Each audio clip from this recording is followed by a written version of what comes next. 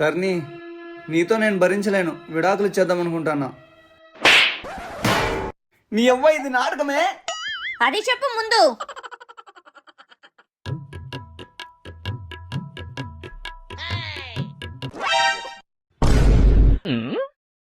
శిష్యాపచార Drona.